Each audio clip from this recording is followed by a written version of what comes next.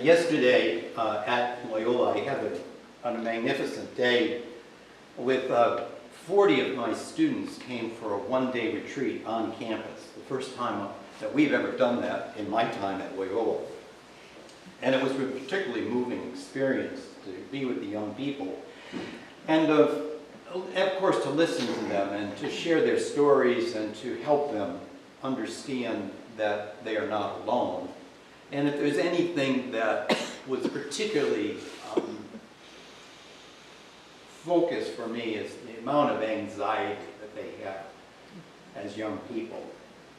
We hear that in the second reading today. You know, the anxieties of the world and the anxieties of religious life and the anxieties of just being a college student trying to discern where they're going to go in the world. It's a pretty heavy burden, and I'm always very impressed by the ways in which they help each other. They really reach out, and they really support each other in very beautiful ways. And if there's anything I think that Jesus is trying to do for us today, it's kind of the same thing. He wants to reach out. And I've been thinking a lot about these readings, particularly the first and the third, because we know and we have experienced Jesus as our true prophet.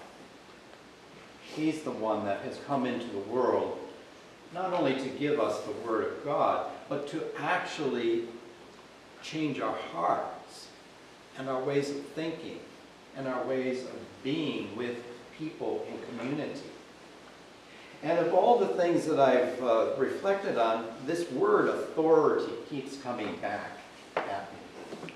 He teaches with authority. And as I thought about it and I prayed about it, it really came to me that the authority that he's demonstrating, the authority that he's reflecting, I think is really another word. I think it's really authenticity. Authenticity.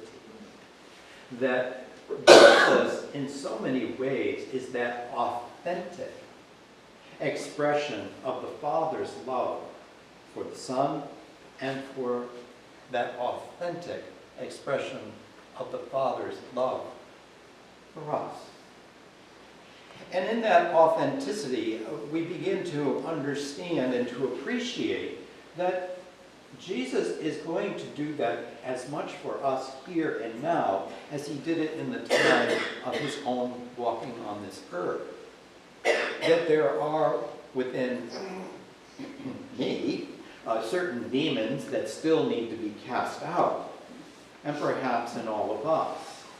One does not have to go too far these days on the front page of the New York Times to see perhaps there are some demons that could be cast out by true, authentic authority. And to realize that God's action in the world,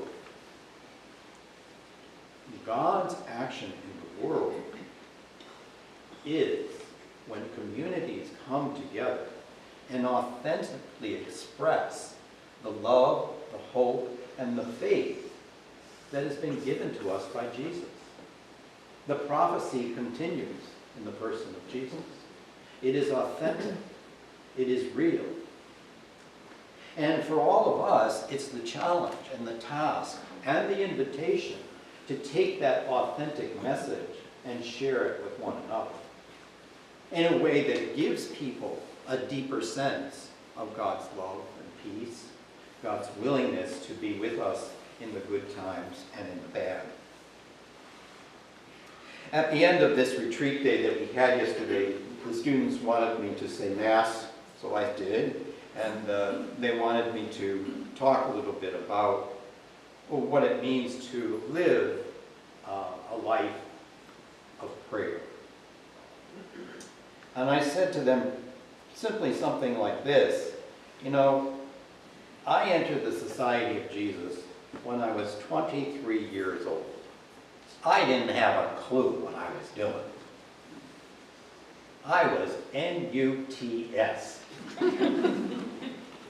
But I said, you know, over 40 years, you begin to appreciate and you begin to understand that the life of prayer is something that is so rich and so full that it takes an infinite amount of time to discover your authentic self in that prayer with God. So today I invite you to continue in your lives to deepen that prayer of authentic self and to embrace that God who loves us beyond all imagination.